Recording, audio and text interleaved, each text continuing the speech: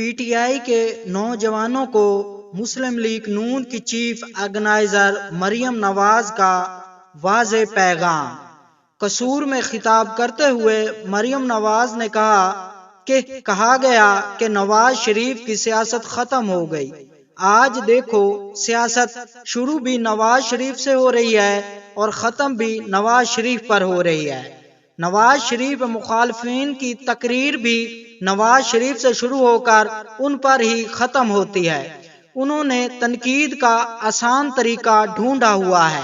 نواز شریف کی کردار کشی کی گئی اور مجھے بھی نہیں بخشا گیا، مجھ پر کیچڑ اچھالی گئی، لیکن ان کے خلاف فیصلے آئے تو ہم نے ان پر تنقید نہیں کی۔